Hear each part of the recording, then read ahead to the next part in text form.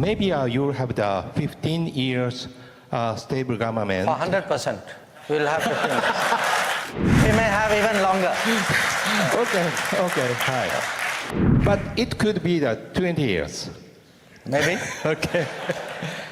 If you have actually a reformist, a leadership with a vision, with a commitment, with a sense of wanting to do things, but that leadership is backed by a very strong political mandate. My question is about the coming general election.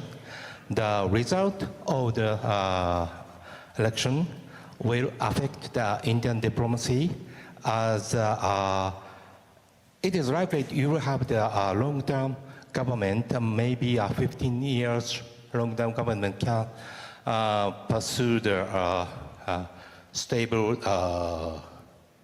negotiation with other countries.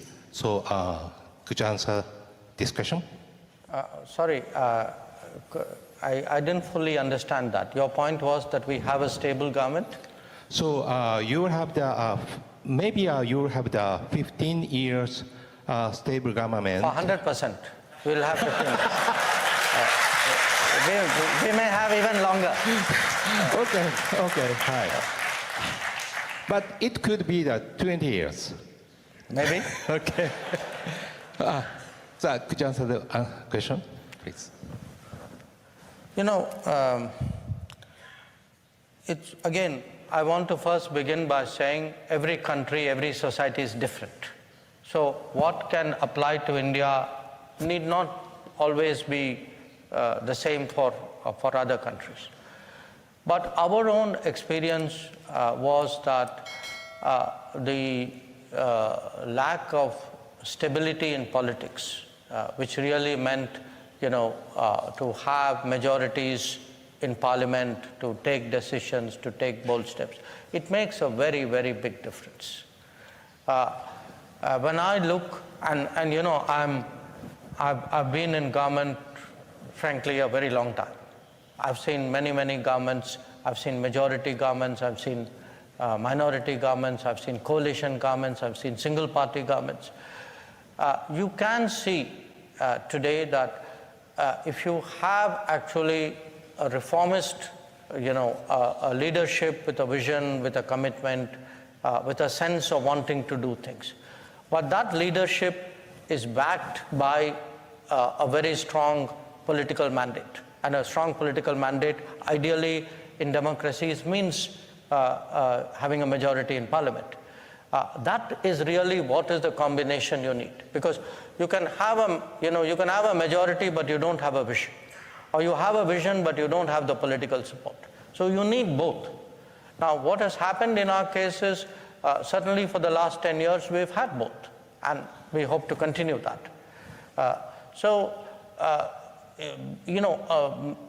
In many cases, we have seen decisions which were debated for years, but suddenly you found the ability to do it. One good example for us, for example, was a sort of a national, tax system, because our tax, because it was so regional, it was very complicated and frankly, not even very efficient.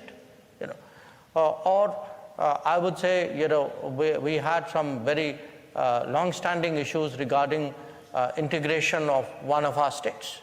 So we have been able to take good decisions, tough decisions, but needed decisions. Once you have both that leadership and that mandate, and that means long-term stability.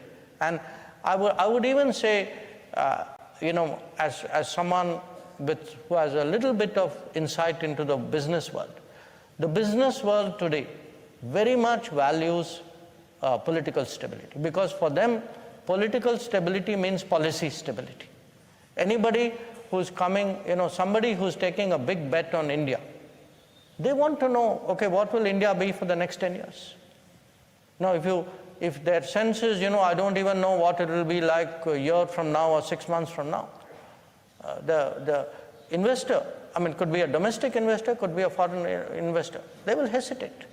So I when you do a kind of a country evaluation, a risk evaluation, or I think political stability is a very important part of that. And fortunately, that's been good for us for the last decade, and I'm very confident for the next one.